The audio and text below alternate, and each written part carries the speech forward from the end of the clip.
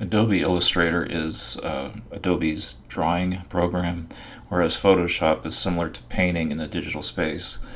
Uh, Adobe Illustrator, you're solving drawing problems and working with what are called vector images.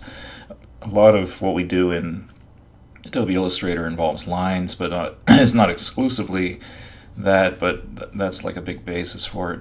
And what you're looking at here is just something I just drew simply for fun. This is another little fun drawing I made. And so there's lots of really cool stuff you can do in Adobe Illustrator once you get into it. Professionally, I want to show you a couple things here. I had to draw a whole bunch of black and white line drawings for children's science books, and these images are low res that you're looking at, but these were all done in Adobe Illustrator.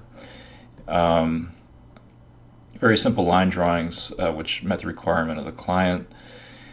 And you can draw some, nice, cute stuff. Maps. This was drawn based on a satellite photo.